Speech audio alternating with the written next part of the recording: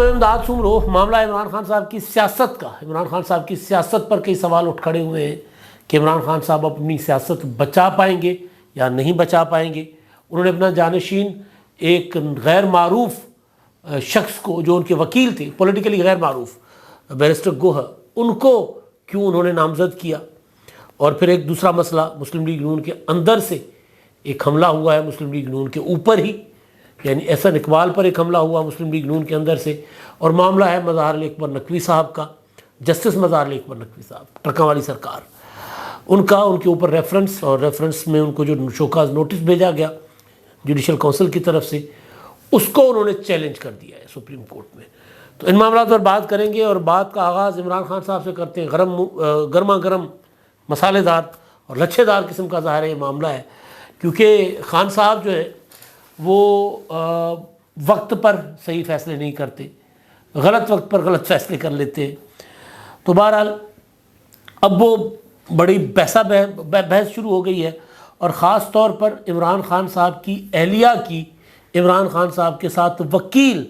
عمران خان صاحب کے وکیل سردار لطیف کھوسہ کے ساتھ آڈیو لیک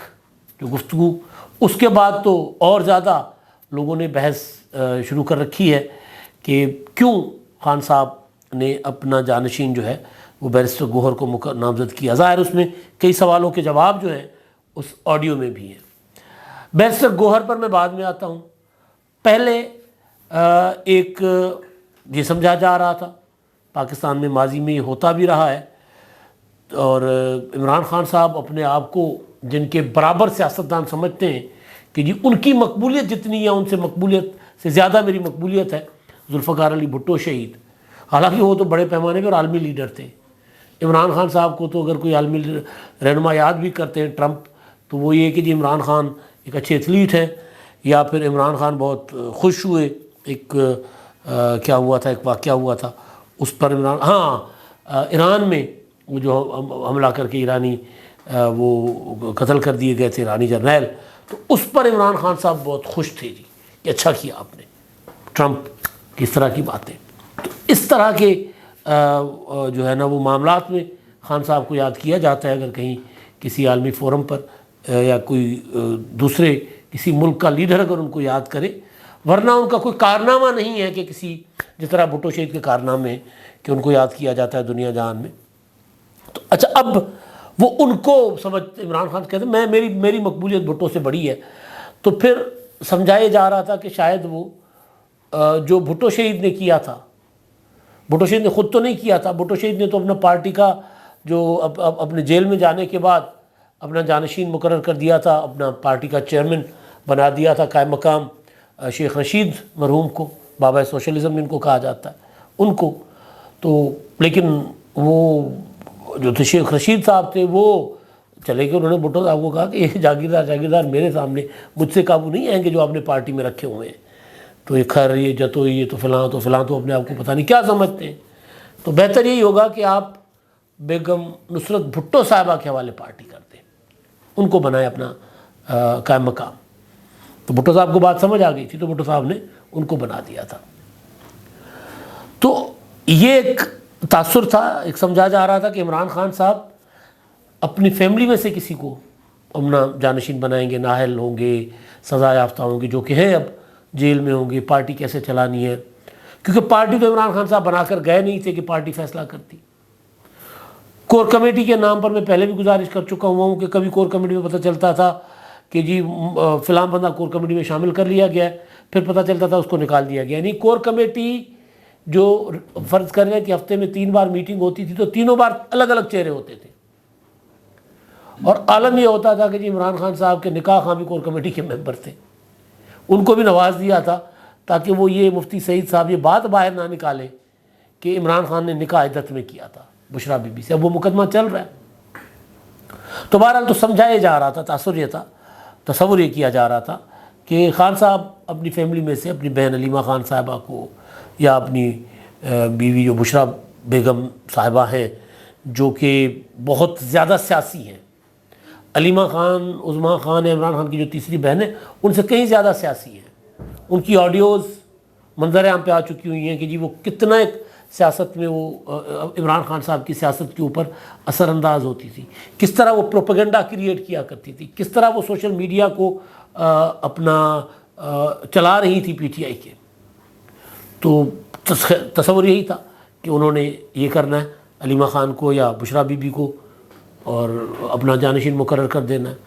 لیکن عمران خان نے ایسا نہیں کیا. اس کی وجہ شروع میں یہ سمجھی جا رہی تھی کہ شاید اس لیے نہیں کیا کہ عمران خان صاحب تو کہتے ہیں کہ جی میں تو موروثی سیاست کے خلاف ہوں، تو اگر بیوی کو یا بہن کو نامزد کر دیتے تو پھر الزام آتا کہ جی آپ بھی تو موروثی سیاست کر رہے ہیں. تو لہٰذا اس الزام سے بچنے کے لیے انہوں نے بیرسٹر گوہر کو اپنا نامزد کر دیا قائم مقام. لیکن یہ بھی وجہ نہیں ہے. اب وجہ آ گئی آڈیو نا، اب آڈیو میں وجہ کھل کر سامنے آ گئی ہے کہ عمران خان صاحب اگر اپنی بہنوں کی طرف جائے تو بیوی ناراض، اگر بہن بیوی کی طرف جائیں تو بہنیں ناراض. لڑائی ہے بھائی، پانی پت کی جنگ چھڑی ہوئی ہے بہت بڑی. تو اس لیے خان صاحب نے وچلا راہ کر دیا. انہوں نے کہا جی نہ ادھر نہ ادھر. پارٹی کے اندر سے کسی سیاسی بندے کو عمران خان صاحب اگر اپنا جانشین مقرر کرتے، قائم مقام مقرر کرتے تو پارٹی تتر بتر. تو انہوں نے کہا چلو غیر سیاسی بندہ وکیل ہے تو اس کو نامزد کر دیں. تو ایک تو گھر کی لڑائی، دوسرا پارٹی کے اندر کی لڑائی. اور گھر کی لڑائی کی تو آ گئی نا سامنے، جس طرح ہنس ہنس کے بشرا بی بی صاحبہ جو ہیں وہ سردار لطیف کھوسہ سے عمران خان صاحب کی بہنوں کی چگلیاں گوسپس جس طرح ہنس ہنس کے کر رہی تھی نا، جس طرح مزے لے لے کے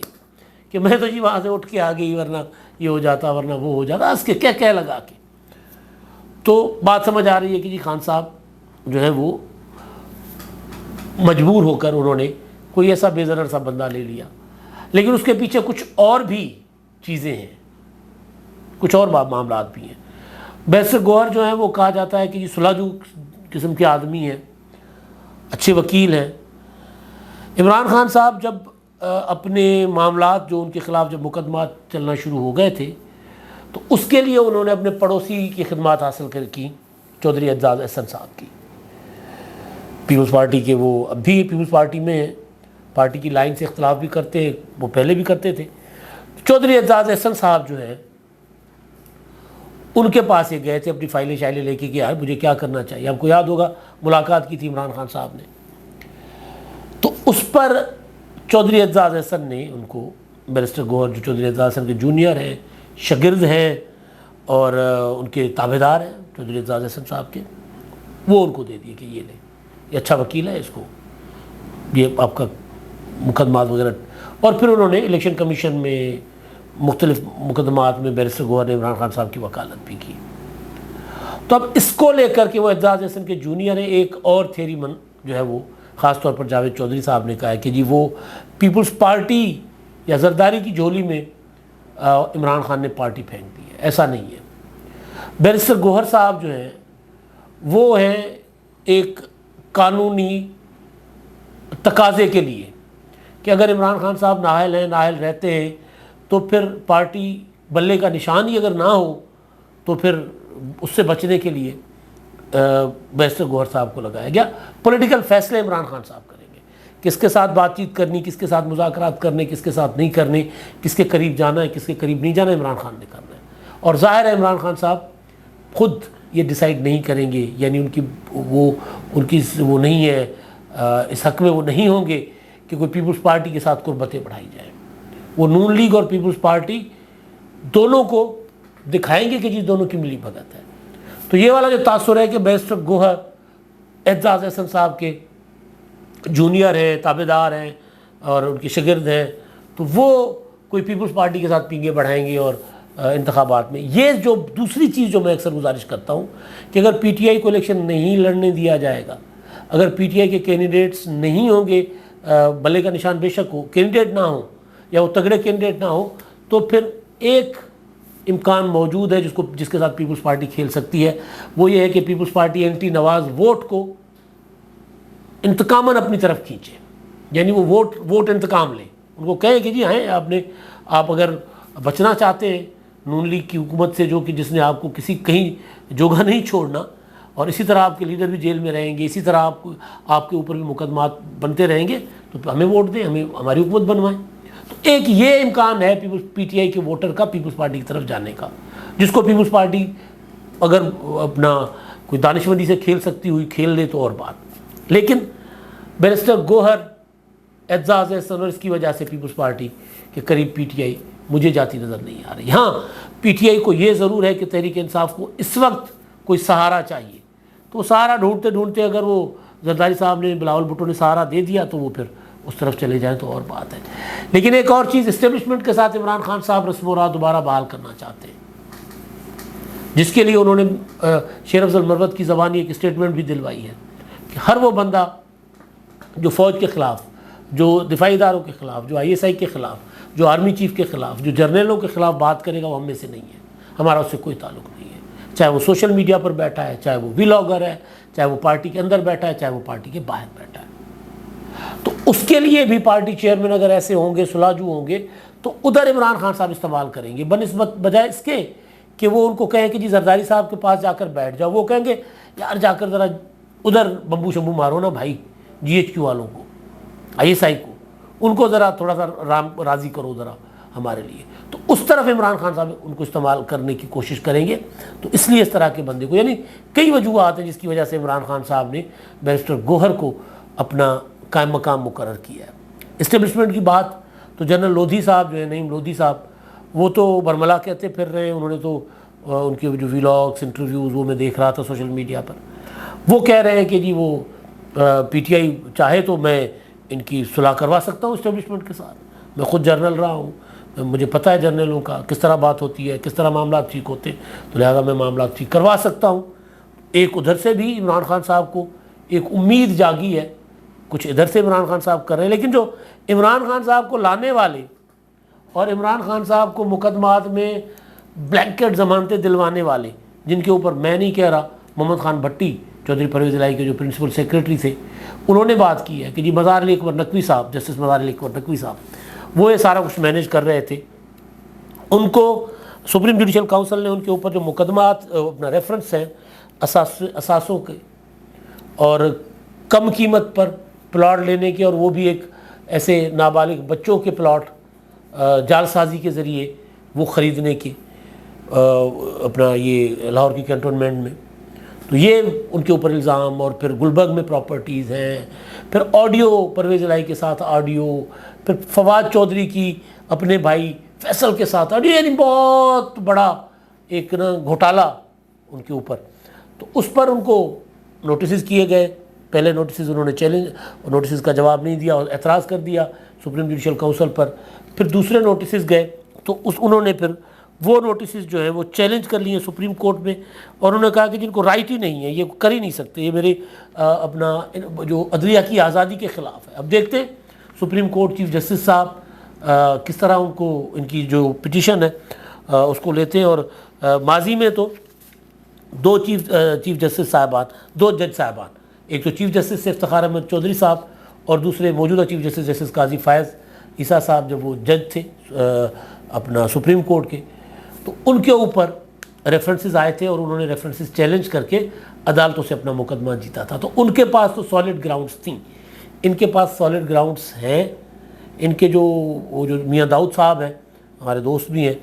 انہوں نے جو ریفرنس دائر کیا ہے وہ تو بہت زیادہ بڑے بڑے ثبوت لے کے پھر رہے ہیں، وہ تو کہہ رہے ہیں کہ جی نہیں بچنا انہوں نے، ان کی تو ججی گئی۔ تو بہرحال دیکھتے ہیں عدالت کس طرح ان کے معاملات کو لیتی ہے، ان کی پٹیشن کو۔ دوسری دلچسپ چیز ہے، دانیال عزیز صاحب پرویز مشرف صاحب کے زمانے میں انہوں نے یہ جو بلدیاتی سسٹم تھا اس میں انہوں نے بڑا کردار ادا کیا تھا۔ پہلے وہ تھے جنہوں نے خودکشی کر لی تھی، اپنا ایئر مارشل اصغر خان صاحب کے صاحبزادے عمر اصغر، اور اس کے بعد دانیال عزیز تھے، اس کا نام تھا national reconstruction bureau, N R B کے سربراہ تھے، پھر انہوں نے یہ بلدیاتی نظام وغیرہ دیا تھا۔ پھر مسلم لیگ نون میں چلے گئے تھے جب نواز شریف صاحب واپس آئے، انہوں نے کہا ہے کہ جی جو مہنگائی کی ذمہ دار خود مسلم لیگ نون ہے اور احسن اقبال صاحب ہے۔ انہوں نے کہا احسن اقبال صاحب کو مہنگائی کنٹرول کرنے والی کمیٹی پہ لگایا گیا تھا، تو انہوں نے تو کچھ کیا ہی نہیں تھا۔ تو ایک تو مسلم لیگ نون جس دور کو خود اون نہیں کر رہی، اب اوپر سے پارٹی کے اندر یہ معاملات اٹھنا شروع ہو گئے ہیں کہ جی فلاں وزیر جو تھا نا وہ ذمہ دار تھا۔ ابھی کافی ساری چیزیں جیسے ہی سیاست متحرک ہوگی چل پڑے. یہ بھی سیاست متحرک نہیں ہے، غیر متحرک ہے بہت زیادہ، اور خاص طور پر نون لیگ کی. تو کافی ساری چیزیں جس طرح پی ٹی آئی میں آ رہی ہیں، جس طرح پیپلز پارٹی میں نظر آ رہی ہیں، اس طرح نون لیگ میں بھی آنا شروع ہو جائیں گی. اب تک کے لیے اتنا ہی. اللہ حافظ.